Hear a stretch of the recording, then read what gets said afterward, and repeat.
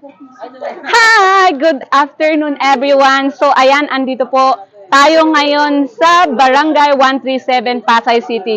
So, kasama po namin, of course, ang personnel ng PICAG Metro Manila o RPCADO NCR. Siyempre, kasama din po namin ang aming boss na si Police Lieutenant Colonel Randy Alagao. So, ayan, i-follow niyo din po ang aming page, PICAG Metro Manila. So, back po sa ating gagawin ngayon, nandito po tayo sa Barangay 137 para sa isang community outreach program. Yes, community outreach program.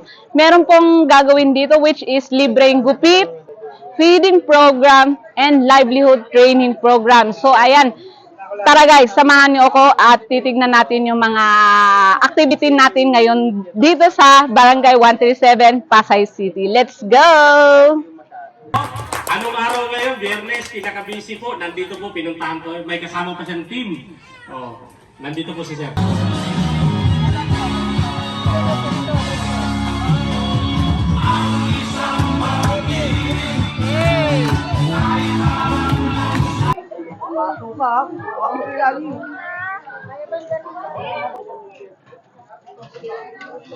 So, ayan guys, ito yung sinasabi ko sa inyong libreng feeding program. Ayan po, so thank you so much po sa ating mga force multipliers. So, sila po yung nag-a-assist sa mga kapulisan dito po sa Pasay. So, ongoing na po yung feeding program natin kasi katatapos ng program and medyo napagod yung mga participants natin sa pagsasayaw at pagsusumba. So, thank you so much sa PNP Dance and Fitness Team. So, ayan guys. So, meron din tayo palibreng gupit.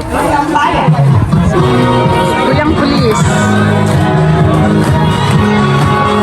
Ayan, so magandang hapon po sa ating lahat. So, kasama natin po ngayon si Ma'am. Pwede pong magpakilala po kayo, Ma'am. Ayan. Sige. Bagong halal po ako na punong barangay ng 137 Zone 15. Si Rosa Jimenez Langorayan. 2 buwan pa lamang po ako halos nanunungkulan sa aming barangay. Ayan ma'am, pwede nyo pang ma-share po sa ating mga viewers kung ano yung activity natin dito. Nagkaroon po tayo ng activity, yung community engagement na may kasamang mga kapulisan. Andito po ang PICAG na nagpasaya lalo sa sayaw. Kaso lang di marunong sumayaw si Kapitana. Hindi po ako sumayaw. Pero malaking tulong po yun sa aming mga kabarangay. Parang na-relax.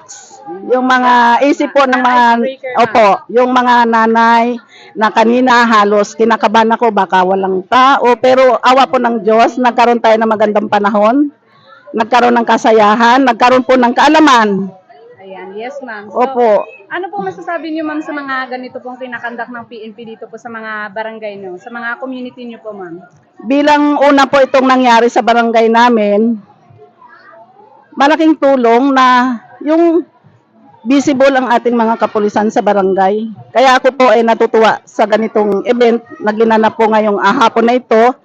At observe ko po na nag-enjoy po ang aking mga kabarangay. Lahat po sila nakiisa, sumuporta. At lalo na po sa aming hepe ng Black 5 na si Sir Alan Valdez at lahat po ng mga kaugnayan niya sa Krami na natuloy po ito sa magandang panahon na ibinigay po ni Lord sa atin. Kaya ang hangad ko po sana maulit po ito ulit. Kasi malaking tulong po ito para mapalapit po. So, thank you so much po kay ma'am. So, ayan, nag-enjoy po yung mga community ng Barangay 137, Pasay City. Thank you so much po, ma'am. Salamat po, Thank you, ma'am. Ayan po ang aming pinakamabait, pinakapogi na boss ng RPCADO NCR. Sir, so, ano naman pong masasabi niyo po sa mga ganitong mga activities natin? And pwede niyo pa bang i-share sa ating mga viewers kung ano yung activity natin for today's video? Ang ganda. Magaling ang Team RPCADO. Kasi kanina kunti lang ang tao, nung sumayaw na kayo, doon ko makikita, doon mo marirealize na pagkasayahan ang daming nagpa-participate basta kasayahan. So tamang-tama timing for the RPCADO NCR na nandito ngayon para humikayat ng mga participants. Tignan nyo, ang dami-daming nag-participate kanina. Unlike nung pagdating namin, ilan lang, mga 50 plus lang. Ngayon, more than 200 na. So, congratulations sa Team RPCADO. Thank you. Yes, sir. May page tayo, sir. Oo, pala may page kami. Huwag niyong kalimutang i-like ang ang PKG Metro Manila. Ayan. YouTube channel the same na pangalan, PKG Metro Manila. Thank you.